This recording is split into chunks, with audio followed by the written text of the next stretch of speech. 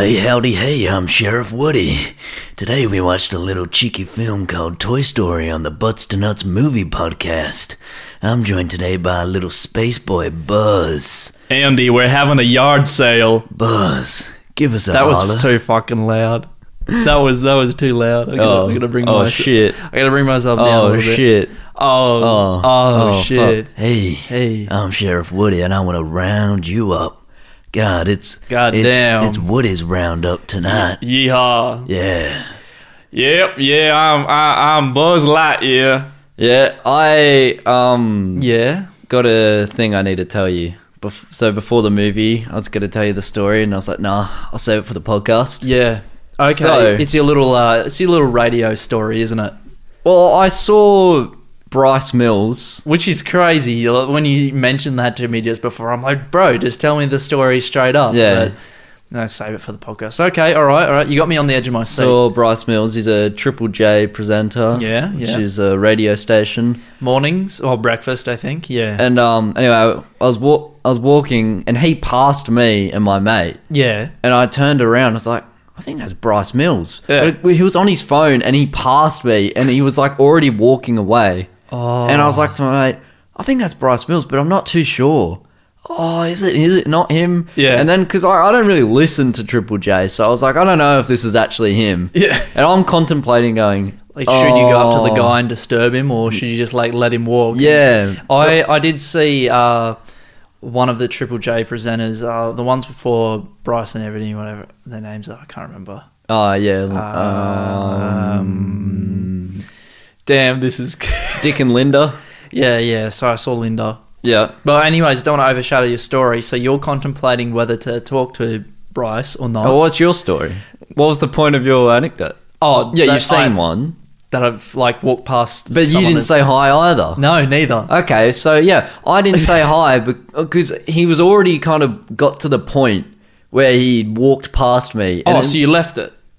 Yeah. But it would have been awkward if I turned around and went, "Oh, Bryce, is that you?" Yeah. But then I was like, "Oh, he wouldn't have cared. He wouldn't have cared. He wouldn't have cared at all." But then it's also like you could have gotten into a discussion about radio and stuff. know. Maybe like get some quick. If he wasn't like on the run, you could have gotten some quick little pointers from him. But no, but you did the right thing respectably.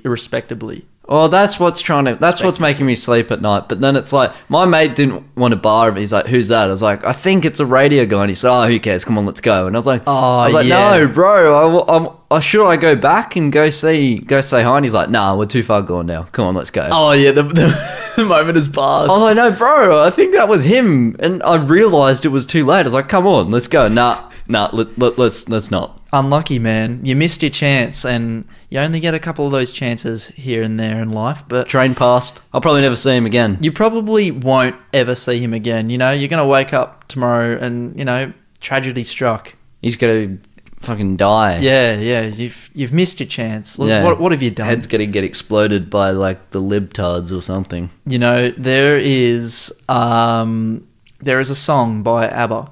Yeah. SOS. Take a chance on me. SOS. Sending out an SOS. Know the lyrics. Take a chance on me. But what a great movie. To follow up Toy Story 2. I mean, if we're doing the Toy Story marathon, the next is obviously 2, and we have to review it, eh? I would say usually in a series. Yeah. There's the first one. And That's correct, yep. Usually there's the second one, and that's the one we watched today. Exactly. And as you said, what an incredible movie it is, eh? I don't like to start off with trivia, but I think this point deserves its place at the start. See, you are just constantly pulling surprises left, right, and centre on this podcast, and I just can't get enough of it, you cheeky dog. I'm a little bit of a surprising boy. I'm a little bit of a surprising boy. Yeah. When working on the film, someone entered the code RM. Bloody RM Williams, mate. They make lovely belts and lovely boots. Yeah, mate. just the finest leather. But I'll tell you what they don't make is lovely prices. It's got to put you pretty deep in that pocket, okay? Well, you're gonna be putting that hand right deep in that pocket, trying to pick out some loose change for that RM Williams authentic belt. Thanks. Which was entered and deleted everything. Oh, wait, the code deletes everything as quickly as possible. I've heard about this. Yeah, it's an old wise tale. Yeah. Everyone knows it. But because of this, the creators of the movie lost 90% of the film. Oh my God. And Still then they had to just remember of what Could they have made wrote. it a Pixar short. Just saying. Idiots. Anyway, the animators tried to get a backup animation, but it wasn't working. Fortunately, supervising technical director Galen Suzman had recently had a child, so she took a copy of the movie home with her so she could work from home. She saved the entire movie. Yeah, they covered the extra copy and were able to recover most of the film. So this film nearly didn't... Also, this film was meant to be straight to DVD. And Really? then Disney saw it and they were like, oh, okay, now which I guess we'll put it in a cinema. Wait, so yeah, because obviously the first Toy Story was straight to the cinemas. Yeah, and it did all right and as well. a lot of the time with these sequels, like The Lion King 2 or like the second Aladdin, I'm pretty sure there's a second Aladdin probably. You know, all those other There's Disney a Milan movies. too. We can go a safe bet there. That's right, that's correct. But as you said, yeah, a lot of them usually do end up being a CD release because no one wants to watch the sequel. Exactly. Everyone wants a CD, as you said. Like they want to listen to the movie in their car.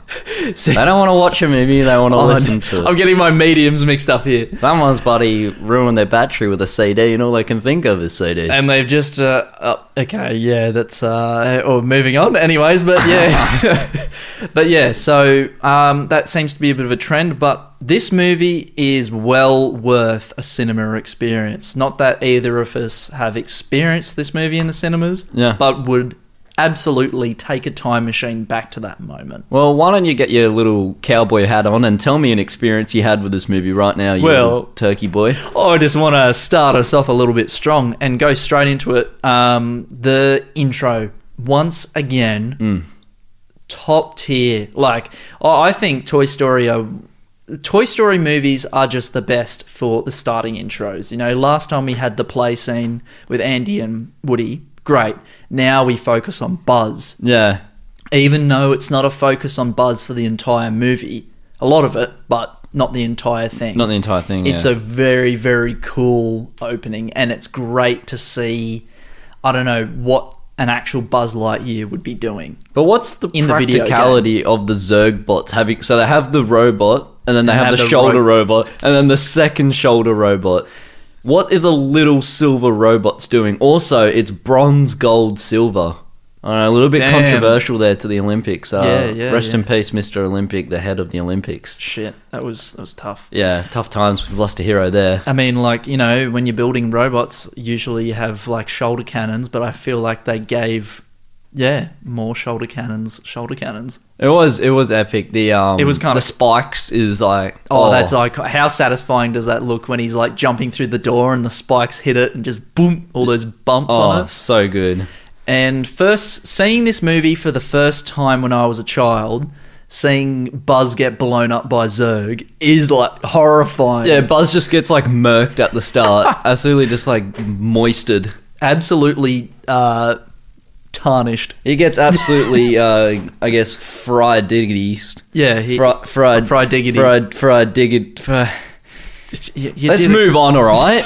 I'm sick of this shit. But how cool was the music that built you up into that scene? You had all he gets buzzed. He gets absolutely there buzzed, we go. man. Oh yeah, you're on fire. Took a while for the ticket to tick, but it ticked all right. That's right. But it's the introduction to Zurg, the arch nemesis, which is like such a cool thing, and it really does get us a bit hyped up for this new Lightyear movie that's coming around the corner. Wink, wink. That looks pretty good. Yeah, I mean, I guess so. Yeah, I guess Take it or leave it. Well, we won't get our hopes up too much, but it leaves some room for excitement, that's for sure. Yeah, I mean, I guess take it or leave it. I might see it, I might not. Yeah, who knows? The Woody's Roundup song. Oh, yeah. Woody's Roundup. Ruthless, toothless, Wild, Wild West. Woody's Roundup. I'm bleeding. You're bleeding? I'm bleeding. What do you mean? My leg, but it's all good. What? Well, I was itchy, so I started scratching, and now I'm bleeding. You fucking idiot. Yeah, sorry. But the song was good, eh? It's not that bad. Woody's Roundup is an absolutely perfectly crafted song, and it once again throws us back into the timeline of when Woody was created as a toy. Yeah. You know, it gives some perfect. All right. Here's a perspective. question. Yeah. Here's a question. Yeah. 2 songs to compare. So in this movie, we had Woody's Roundup as the So original we're song. getting straight into music here. Yeah, we are. Oh, okay. In this movie, like I would say, the key song is Woody's Roundup. It is the key song, but it's not. It's not the main song, but it's like the most. I would say it's the best song. Yeah. Yes. Oh no, the Wheezy's song is. But anyway, this song or Calvin Harris's Summer, what's better? I think. What's better?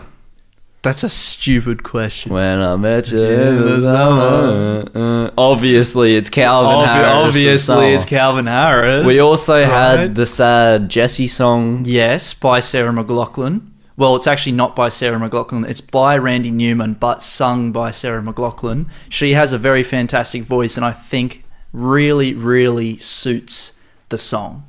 It's a soft piano song. It's really nice.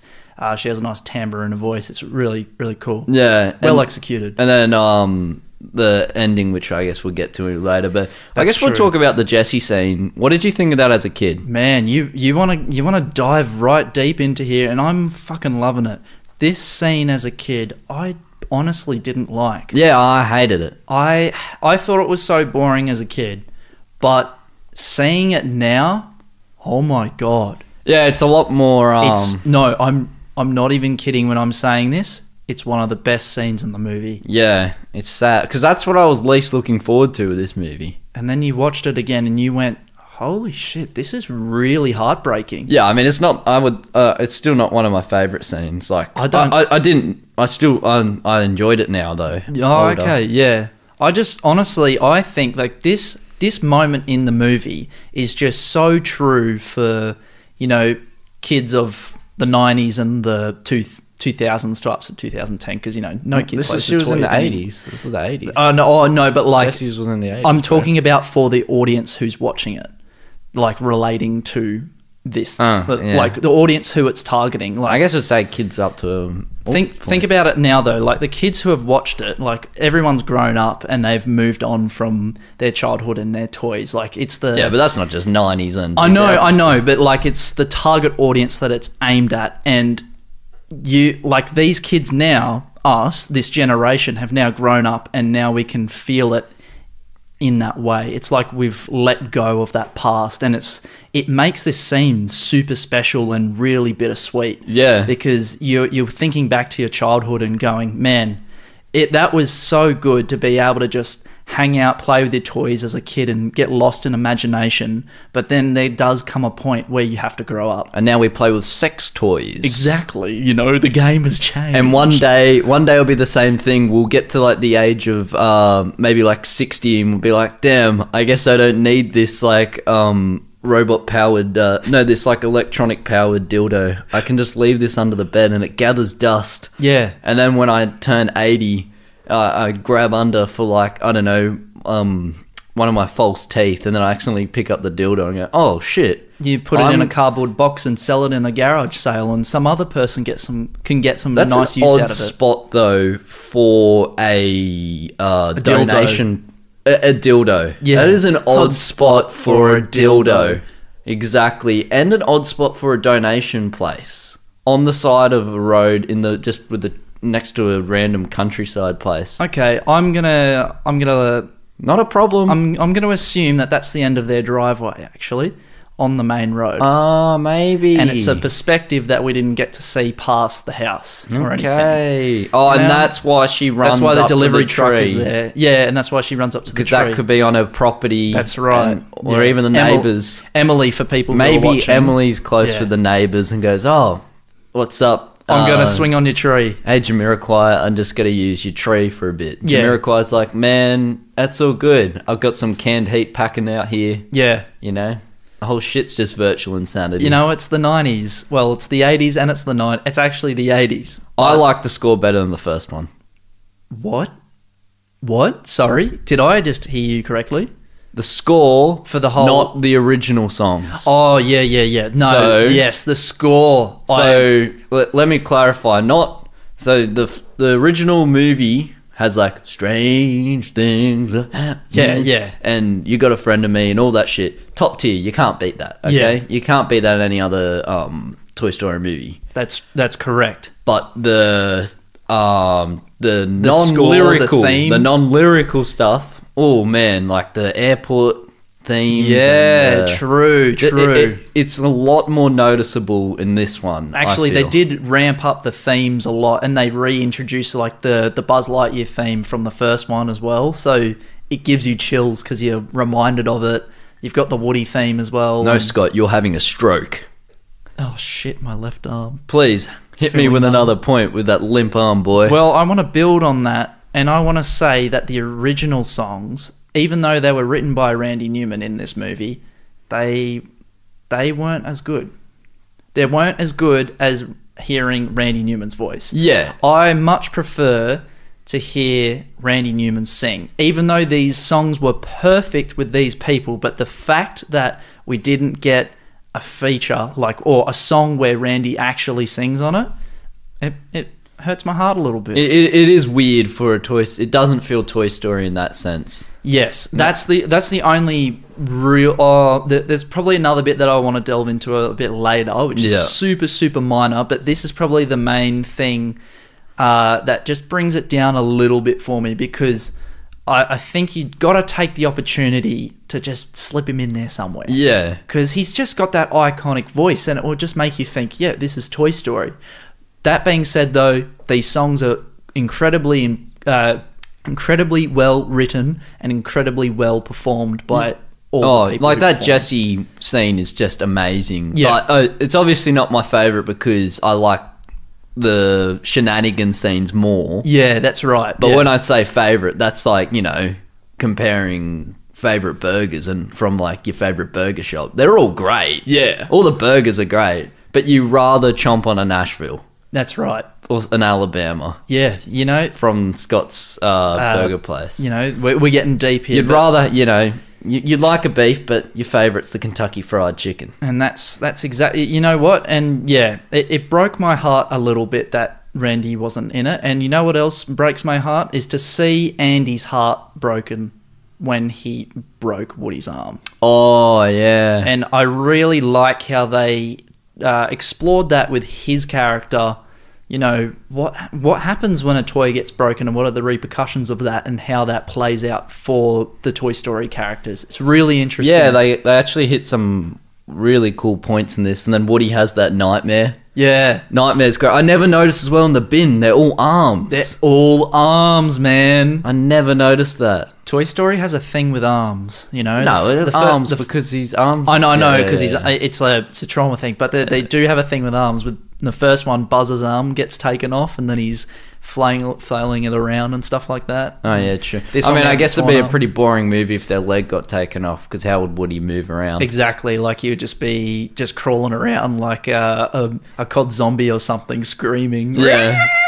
In the town. Yeah, exactly. Well, yeah, so Andy's sadness is extremely relatable.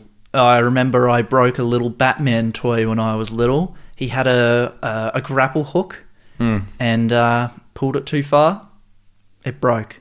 Hey, Scott, It teaches you to take care of your toys. you remember that one time you gave me a soft drink and you shook it too hard and then it spurted in my face? Yeah, when was that? Well, I loosened the grapple hook so that when you got the Batman toy next, it broke. Scott, I broke the Batman toy. Bitch. But no, the animation is so much better in this movie compared to the other one as well. That was also one of my points as well. Yeah. Yeah. I mean, give it 4 years and they've already improved so well with the shading especially. I thought the lighting was much more natural and it hit a lot better. Oh, It's nice. the humans as well. You could not have done Al in the first one. Oh, God, no. No, yeah. As we were talking about the Uncanny Valley thing. Yeah. Yeah, so the expressions, they're much more detailed and yeah, it's just absolutely fantastic. What the fuck How are you great doing? is Al as well? Yeah. Oh, like the guy who plays him, Newman. Yeah, but Yeah. his name's Al, Al. isn't it? It is Al. Yeah, it's not. Oh, Newman Seinfeld. I see what you're doing. The actor for Newman. I also love that plays the Al. villain in this is a fat, white, sweaty nerd. Yeah. Who just collects like it'd be the equivalent if this was made today. It'd be him like collecting Funko Pops or some shit. It's fucking So true. What a waste of time just like collecting shit like that. It's like people who collect stamps or shit. Or there's or going to be a mugs. whole army of stamp people coming after you, just like stamping their favorite stamps to you just to spite you. Yeah, like who They're going to come after you, bro. who wants a bunch of They're gonna track stamps you just down. because they're different? You're not special. Just because you have a bunch of stamps, and then what? 800 people are like only into it in like this small group, and it's like, oh no, I deem that stamp to be $1,200. Like, it's a fucking stamp. Yeah, go fuck yourself, you stamp collectors. It's a stamp. Are you stupid? Fucking Put it on an envelope and make use of it. But no, the movement of the characters in this as well. Woody's feet and all that. Way more smooth. I have to agree. Yeah. Damn, I'm just looking at the time of this. Is that the time up the top Wait, hang on. of this? We're using a different door today. We're using Audition instead of Ableton. Is that the time up the top? I'm pretty sure that is. Yeah? Alright, sweet. I just needed to make sure because I wasn't too sure, you know? Yeah. Yeah. No, that is sick. Oh, because you feel like you haven't got through many of your points. No. I just needed to have that as my little thing. Anyways, yeah, the boys going on an adventure to go find Woody is probably one of the most wholesome parts of this movie. Yeah. So, what's your favorite? The A plot or the B plot? Oh yeah, probably the B plot. Yeah. Because there are some parts in the A plot when Woody is talking to like the Roundup Gang, and it feels good, but it feels distant. And I know that's what the movie's going for because Woody is distant from them. But I don't know. I just much prefer seeing Potato Head, Ham, and Slink and all that like bantering along. I love that stuff. Even with like Ham, when he's like making those smart ass comments about, you know, the mileage on the Pizza Planet van. Yeah. Ham is got some of the best. At the start when he makes the comment saying, "Oh, there's 3.8 million license plates registered in the tri-state area." It just comes out of nowhere. Like, that He's is such a fucking legend, man. The writers put that in just to like fuck around there. Yeah, like, yeah. no one's laughing at that except for like just weirdos like us going fucking It's license super nerdy, plates yeah. in the tri-state area. Like, it just comes out of nowhere and disappears immediately, and then it's left to just linger in the minds of fools like us. That's right. I mean, yeah, Ham is a genius character, but also Potato Head steps up his game again in this movie. Yes. With the interactions with Mrs. Potato Head. She's such a funny character to pair with him. They're amazing. She's yeah. crazy, and he's like, oh my God, holy shit, sort of thing. Yeah. Also, his interactions with the aliens and adopting them as kids. Yeah. Oh, Rex man. as well, I think, is a lot better in this movie. He is Not that he was bad in the first, but he gets a lot. Oh, I should say a lot more light. They in give this him movie. more screen time, and they also tone him back a little bit. Yeah. Yeah. But like, I always love Rex, and finally Slink, the absolute most lovable boy. He's the bestest boy. Slink is the best, man. He's not the best out of everyone, but he's like the best the best person you could have. as You a could friend. tell Slink anything, and he would keep his word. He's such a little slinky boy. You need a Slink in your life. It's surprising Need a that his Slinky. slinky hasn't been destroyed. Like ruined, you know. Yeah, he seems like a bit of a fragile toy, to be honest. But I loved, like, you know, when they go across the road. Yeah. That part. I loved their plot better as well. Like, I felt sometimes, the Woody plot was like, oh, okay, he immediately wants to ditch the guys. It's not a problem, like, because it makes sense. Like, he's feeling guilty because of Jesse and he likes Bullseye. And That's right. He's very conflicted. And he's got manipulated really quickly, but it taps into Woody's lore a bit and backstory of this movie. Yeah. And I'm just thinking, surely he's had another kid before. Yes, and we were talking about this more last podcast with Andy's dad probably being the past owner. Yeah, because we had that evidence in this movie again when we heard from Andy's mum say he's an old family toy. Exactly. And that solidified it straight away, like he's been in this family for generations. And I haven't seen a record player in a while. Yeah, that's right. That's so this right. is a part of the trivia I got, so we'll get into it as well. Yeah. Because, some people believe that some fan theories go deep into Andy's missing father. That he's died, right? And the reason that Woody was Andy's father's toy, and that's why Andy has such a special connection with Woody, because it's like his last connection with his father. Oh, man, that is so sad, man. Yeah, he associates Woody with his dad. Oh, man, that's hardcore. Pretty deep. Oh, man, I love these movies, dude. It's cool as well that it's good that a movie can just be a movie without explaining all this shit, like all the backstory. It doesn't have to have a narration saying, that's exactly in the beginning, right. I was built and this and shit. It just gives fans the opportunity to be like, if the weirdos like us, be like, oh, okay, I wonder if that's how that happened, and you can kind of make conclusions yourself. Exactly, yeah. You can theorize things and just explore your mind. It's beautiful. Sorry, I just want to say as well, because I love that, man. These movies, it's like as if they're just pockets into this world that we get to see, and we see a little story of this world, but we don't get to see the whole thing. It's not like we've got a full tight-knit package. Yeah, that's right. And it's nice sometimes. It's a nice change of pace instead of having the whole goddamn story. It's exactly. just an event. Yeah. Dude, you've brought me down to the wholesome state, and I appreciate it. Oh, please. So I want to delve into some more filmy stuff. So the setting, personally, I think was pretty awesome for most of the movie. Just one thing about The Office: it's good at the start, but it gets a bit stale.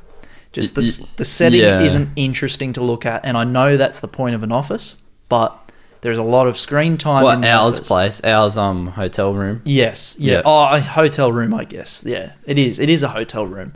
I think of it as an office because he's got all these work doesn't stuff look in fun. there. No, it doesn't look office, fun. Yeah. But that, to me personally, I would have liked less of that, but it fits the story, and I like when the boys go up through the lift.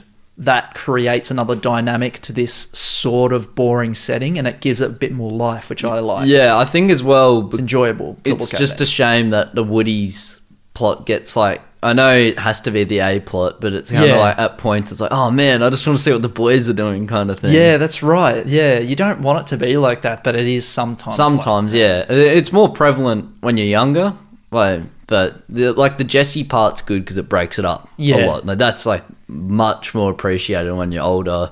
Seeing the Woody's Roundup is great. Oh, I always really enjoyed that when I was little too. Yeah. The old show as well, it just it makes you feel weird, not in a bad way. It makes you feel all tingly and whoa, this is sick. It kind of makes you feel like that you were a witness of this show as well. Yeah. But even though you've never seen it, and when it's hey, it's Saturday. Exactly, we've never grew up talking it. Wait, what? Keep going. Hang on a second. I think I just had a bit of a brain skip. All right, off you go. Stinky Pete, when he's talking about the show being cancelled, or Jesse and stuff, man, that pulls a bit of a heartstring, doesn't it? Yeah. And also, you do kind of feel for Stinky Pete because it's he is a toy that never got bought because he's Stinky Pete. He's the stupid toy. Nobody wants to play with him. Yeah. He's the lost toy. He had to play with himself for years. With imagination. And his pickaxe. Yeah. He had to play with himself with his pickaxe for years. It wasn't pretty, but he got the job done. And instead of Stinky Pete, he was Sticky Pete. He's a bit of a predator at the end as well, isn't he? He's a bit of a predator, yeah. But anyway, we'll get to that, I guess. That's the thing, yeah. If he's gone through generations of... You keep doing that, and it's really Doing what? This is an audio podcast. You're dipping your fingers in your water glass. Anyway, let's keep the flow going. We are having listeners leaving by the minute. If you don't keep the flow going. Oh, man, okay. Let's talk about Al's Toy Barn. Oh, I love it. Oh, so good. Just the whole area, the Barbie doll scene. Oh, with yeah, dancing, the and the boy- boys are like, kind of like, oh shit, here we go. There's the ladies. Find out that all the buzzers are actually brainwashed. So Yeah. that's kind of scary. And the reason they don't know that they're in a toy place as well is because all they see is other buzzers. Yeah. Like they don't have anything to go off to say, who the hell is that? Like, they're just saying buzzers in front of them. There's actually, oh fuck, I keep bringing up trivia, but Yeah. there's a line where it says, the stupid retailers, not stupid retailers, the short-sighted retailers Yeah. didn't put enough stock in, so that they had to, in 1995, so then they had to do a massive, like, I don't know, whatever. Barbie says something like an extra order, like, Yeah. and pump out way more. And that's actually true because they made Buzz Lightyear toys, and then everyone was like, oh, nah, we'll only make a few because this movie's not going to do well, Toy Story. Yeah. And then it did really well. And then so that pumped. line where Barbie says the short-sighted retailers in 1995 didn't make enough Buzz Lightyear toys is a fuck you to the retailers who didn't make enough toys in 1995 when Toy Story came out. That's it. That's How it. sick is that? The studio coming back and saying, go suck a fat cock. Yeah, you Yeah. fucking You fucking fucks. dicks. Anyway. You dip your fingers in that water one Oh more my time. God, Scott. He's putting it on You've his got an eyebrows. obsession. It's You have got an obsession. so strange. What are you doing? I'm Are not your doing eyebrows hot or anything. something? I'm not doing anything. You need to go have a shower. I Get that just grease want off you to give me a point. I'm sick of all this. Oh, Ben, you're dipping fingers in water and eyebrows. I've done nothing. I'm talking. Oh well, we can talk about the airport scene because of how great the suspense is in that scene. Yeah, I have one major problem. Oh, you got So- one major problem. Everyone talks. I'm sure a lot of people will be like, "Oh, the fuck's going on? How's Bullseye running as fast as the plane? Oh, true, How yeah. did like the string pull that long when it's never pulled that long before? Yeah. Fucking deal with it. It's a movie, you idiots." Yeah. My logic point though is the plane turns kind of weird. Okay, the plane doesn't have a normal turning radius. And you see, it turns as if it's like it's very static, and it's like going from one angle to another in a really unnatural way, and it peeves me, Scott.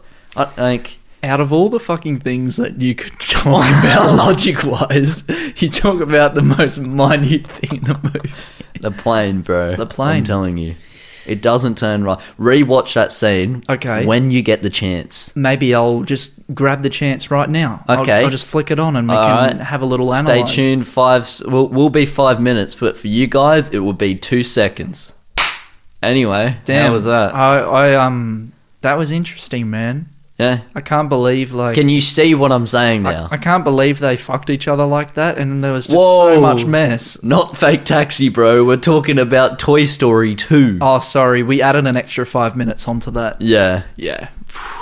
Wait, do you want to watch a big MILF eats a massive load from young nerdy boy? 5 minutes. We'll be back. All right. Shit, I regret that. That was fucked, man. That was weird. You're fucked. That was 8 minutes as well, not 5. The Woody glow up scene was super sick as well. Sorry, you're talking about the airport. Sorry. No. Oh, yeah. No, the airport's done. The airport's done. I was just We saying. didn't even talk about the airport. I just talked about the plane. Oh, true. Well, I just want to just cover it briefly and just say, yeah, going back over it, suspense was beautiful, fantastic.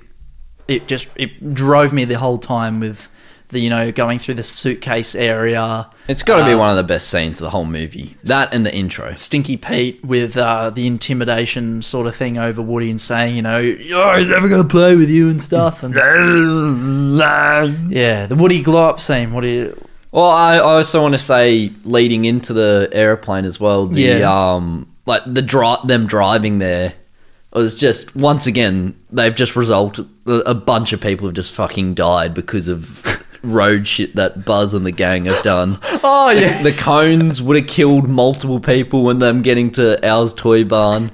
And then the driving at the end, like that whole from the driving. Oh, them driving on the road with the airport vehicle. Yeah, and the aliens, and then Ham's just reading the car manual whilst... Oh my God, yeah. You don't think about this stuff, eh? They would have just, like, families just would have been wiped out. Yep. It's like someone's just returned home from work and then their husband's just never returned. And then yet Andy still gets to play with his toys. And that's the point of the movie. Someone's husband, this wife's like, she's just sad, so sad. Yeah. Like her husband to be, Yep. her fiance, and she's Beyonce. Okay. You should slow down. I think it might be time for your nighttime tea. Cut that one. Yeah, like. Yeah, maybe I should cut that one. Alrighty, all right. One last point before we hit it off into some letterbox reviews, okay? Yeah. So let's just talk about the ending with Wheezy and the whole gang being together. The family has expanded, man. The most fist-pumping moment of the entire franchise, I reckon. It's exhilarating. Wow. And him singing, "You've got a friend in me." Wheezy's arc as well. Best arc in all of Toy Story. Easy. Top 10 anime arcs. Yeah, his start was so tragic, and then he became the biggest Chad. He killed it. He can sing well. Good on him. I want to wheeze on him with those dust particles that look beautiful. Yeah, they were very well done. Nice. They look very satisfying. Nah, I'd sit on that shelf. I would sit on that shelf. I'd give a snort to the dust. I've always wanted to clean that shelf in that movie. Yeah. Very thick dust. I want to just lick it up and then just get clogged throat. And your tongue gets all tart. All furry, yeah. And, yeah. No, the Wheezy part was good. Yeah. All right, I think we should hit it off with some letterbox reviews, man. All right. And one last bit of trivia. Oh, yeah. You're a 4-time trivia man today. I am. Shit, Actually, that's pretty two bits of trivia. 2 more bits of trivia. Okay, yeah, bring it on. Despite a clear obsession with Woody's Roundup, Al never actually says the name Woody in the entire movie. What? He doesn't. He never says it. That's kind of cool. It's kind of hot. Tom Hanks stated in an interview that he and Tim Allen sat down together and watched the Jessie song and broke down into tears. Fuck, man. That's hard. That's hardcore. It's kind of beautiful, though. Sitting down with your bros, having a bit of a cry, watching Toy Story 2. You and Tim Allen, who looks like Liver King. Yeah. We'll put that up for people to see. Yeah, I should do that one time. Damn, wow, that's hardcore. All right, let's get some letterbox reviews. All right, I want to hear what the people have to say about this absolute masterpiece of a movie. Give us the intro. Yeah. All right. From Shay Frillis. He's actually a YouTuber. I don't really like him, but anyway, his review's not too bad. Okay.